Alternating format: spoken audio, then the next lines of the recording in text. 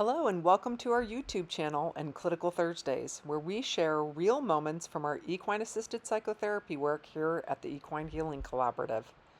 Each week we offer a window into how rescued animals and mental health care come together to support healing, insight, and connection.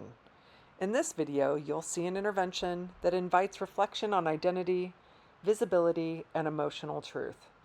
The following video is for educational and informational purposes only. It is not a substitute for psychotherapy. Equine-assisted psychotherapy should only be practiced by a licensed mental health professional. If you're struggling, please seek support from a qualified provider in your area. All right. Hi, everybody. Jennifer here with the Equine Healing Collaborative. I'm here today to talk about our clinical work and what we do, and to do a sample psychotherapy session, which is something that we do for every group clinical supervision, so that we can learn equine-assisted psychotherapy and then take what we learn here and practice it in real life with our clients. Today, the horses that I have with me are Chili, who is right over here, and Miss Doll. Chili and Doll are a pretty bonded pair of horses, and they come from kind of like pretty significantly different backgrounds. Doll's story is that she was a surrender from someone with a terminal illness who needed to find a good soft landing for her horse, and so she found us. And so Doll has lived with us now for a couple years. We also have her son, Benny. And then Chili's story is that she actually was quite sick, and she went to auction to be sold off, but because of the fact that she was so sick, nobody wanted to purchase her, and so she actually was on the truck ready to go to either Canada or Mexico for slaughter. And a very kind person from Monterey County found out about her and rushed as fast as she could down to the auction to go and grab her. Unfortunately, Chili was already on the truck, and so this person actually bribed the truck driver. Whoa! Actually, hey, no shenanigans, Dave. Go on. Quit messing with everything over here. So Chili was actually already on the truck and ready to go to either Canada or Mexico, and so this person managed to stop the truck driver. She bribed the truck driver and basically paid him a ton of money to unload this horse, and so she was able to take this horse and bring her all the way back to Salinas, nurse her back to health, and she has lived here with us pretty much ever since. So two very different stories, but again, these are a bonded pair. And today, Kat has agreed to be my client, like always. And so we're going to go ahead and we're going to get started. In this intervention, Kat is invited to choose a horse that for her represents what it feels like to be queer in today's political climate. This isn't about choosing a favorite or the horse she feels most comfortable with. It's about identifying an external symbol for something deeply personal and complex. She's given two options, either Chili or Doll. After some reflection, Kat chooses Doll. She explains that her decision is partly based on her size, but more importantly, it's about Doll's deep red coat. For Kat, the color red represents difficulty. It evokes feelings of warning, danger, and being marked, experiences she associates with being queer in a world that often feels hostile. The choice is layered and intentional, and it sets the stage for the work ahead. Next, I ask Kat to ground tie Doll, meaning she invites Doll to stay in place without being held. Once she feels she is steady and present, I direct Kat to place one hand gently on Doll's head. With that connection maintained, Kat begins to slowly walk around Doll's entire body, never breaking contact. This exercise is about trust, mutual awareness, and staying emotionally connected, even while moving through uncertainty.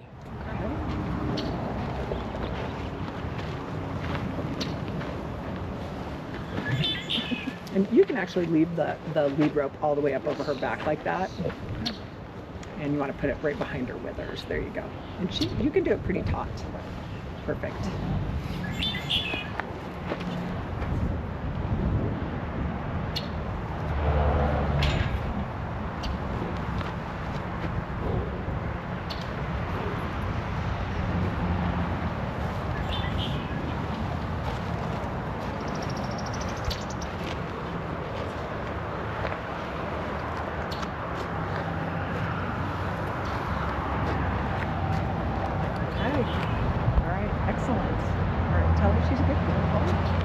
So in that experience, did anything come up for you?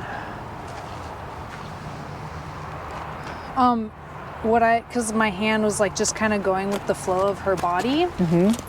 So obviously we started at like a high point and got lower and lower, and then as I was coming back up, and so there's like a change in like the topography, and I guess like with what we were talking about, like the highs and lows, and like it's just kind of fluctuating, and I think we get really frustrated with that. Okay. So for me, like what comes to mind is like the high, like 2015, we got the gay marriage, and I was just like, yes. Okay. And we're like, this is just gonna keep going up, and then it was just like, Okay. and it just, we've had like some highs and lows, but it just feels really frustrating that that's even happening. To have like our identities even be a political issue. Have it questioned. Yeah, have that questioned for like our sense of being, for our experiences, and just like, yeah, that's really challenging. And so I was kind of, that was in the back of my mind as my hand was trailing over her, and just like kind of the ups and downs that symbolizes. Okay. So just even the idea of having to kind of like maybe fight for recognition. Yeah. Is that, yeah. Yeah. Okay. And it sounds like now you're feeling like you're at a much lower point than you were Yeah, in definitely. 2015. Yeah, Okay. definitely. All right. And also like there's also this constant fear. I'm like thinking like don't move, like don't move. Okay. And so like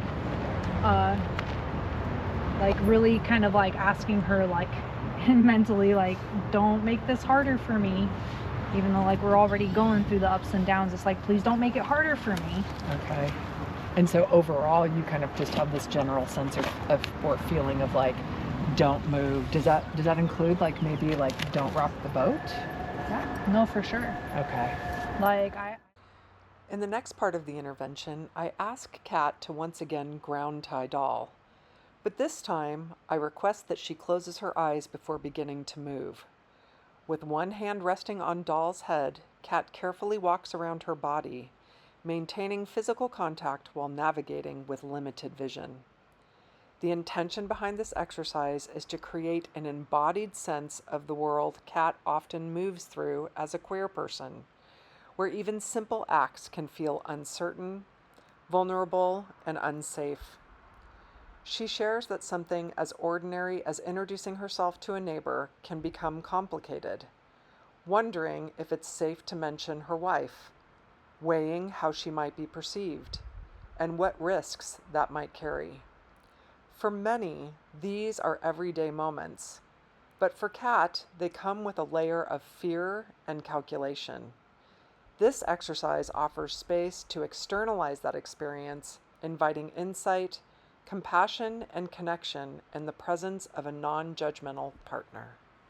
How was that? terrifying.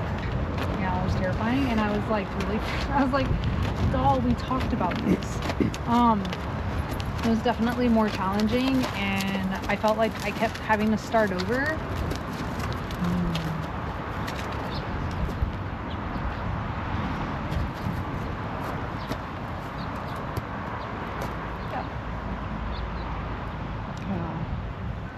And I would imagine that that's what that conversation feels like.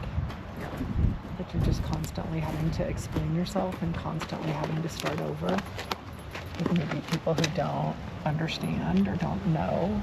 Yeah. And, I think that there's something that's just so, obviously discriminatory in the conversation itself, because it presumes that because someone is gay or someone is queer, that there is some malicious intent that they have for other people. So just even the conversation about, turning or influencing, it implies that there's like some form of like malicious intent that's behind that. And I would imagine that you're just constantly, like probably on a daily basis, feeling like you're on the defense and having to explain yourself in every single setting. Yeah. And not being heard or seen. when in reality it's like you're just in this position where you're just trying to help people. Yeah. And like it's really frustrating because I mean, like, there's some of us that like figure it out really quick, some of us that get told that that's what we are from the beginning, some of us figure it out later.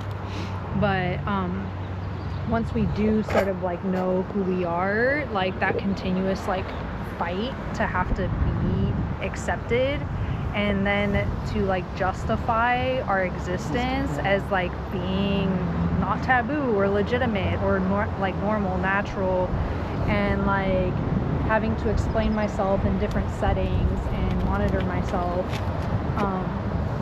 while also still wanting to just be, I just want to Be yourself. Yeah. Just about this. So this intervention is really good for, kind of helping people to like build a little bit of confidence, to maybe give them a space or an opportunity to kind of process like their experience. So like what we saw Kat doing here. And, I think it's really interesting that, Doll became very like, she was moving a lot when Kat was kind of in this position of having to like face the unknown. And just based off of the conversation that we had, the idea of the unknown, like who is the person in front of me and am I safe? That's the unknown. And that's the unknown that you're living day in and day out. And so I think it's really interesting that Doll kind of like really reflected that uncertainty. And when your eyes were open, she was like, I'm just gonna stand here. I'm just gonna stand here and do nothing. You can do this intervention with one horse, or you can do it with two. You can even do it with more horses if you want to. And, giving the client the option and the opportunity to kind of pick and choose. And you can see just by looking at Chili and Doll that they are actually quite contrasted. So they're contrasted in color, they're contrasted in size, and in a lot of ways they're also contrasted in demeanor as far as like who is kind of tends to be like the more active and the more needy, which is Doll, and Chili tends to be the one who's kind of more of the leader, and she's like much more certain of herself. And so, for Kat to pick Doll when what Kat is experiencing and kind of like what the assignment was, it breeds uncertainty, it breeds insecurity. And then on top of it, there's like kind of like this large gangly piece to it, right? And it's just like, it's so big and it's so overwhelming. And Doll is actually she's a pretty big horse. And especially when you compare her to Chili and Chili's size, she's a pretty big horse. So a lot of different things tend to kind of come up in this intervention. I typically I'll set it up in a certain way, but typically like what I get is usually not exactly what I was expecting. And so I think it's really good to kind of go into this intervention really flexible with whatever it is that your client is going to be coming up with. Now, as far as like what you want to focus on, typically what I'll do is I'll think about things that I know might be impacting the client clinically in any given moment. Or you can kind of like broaden it up and open it up really big. So like, let's say, for example, I was going to do this with 3 horses in here. I might just have the client maybe like write down three challenges that they've had recently, right? So recently is a subjective term. Is that today? Was that this morning, or was that like a year ago? 3 challenges you've had recently, and then have them kind of like almost like triage the horses, like which one is the most pressing, right? And then, go from there. You can also, if you want to, you can also have them do this with one horse, have them do it with their eyes open, then have them do it with their eyes closed. And then you can kind of continue to up the ante, and you can actually have them ground tie maybe more than one horse, and then go around one horse and then go over the next horse, right? Kind of depending on where they're standing. And so you can really kind of like create like this sense of like difficulty and challenge and uncertainty that can be really beneficial for the client. Really quick, Kat, the very first time when you did this and you were able to get around Doll without her moving, what was the sense of, what was the feeling that you had? Well, once I got around, I was like, yes. Okay. Yeah. And so like I would kind of take that and I would link that to like, Kat being able to kind of navigate the world and navigate some of these ups and downs that she's facing as a queer person, and having Kat be able to maybe identify a little bit more firmly for herself where exactly are those places where you're like, yes, right? And I think Kat, you do have places that are like that for you. Oh, for sure. Yeah, for sure. And so these are places that obviously you've kind of tested out, and you're aware and you're certain. And there's probably, I'm just guessing, probably a pretty significant sense of relief Oh yeah, no, with for that. sure. Yeah. One of them being here, by the way. Oh, thank you. Thank you. Well, that's a great thing about horses. They don't give a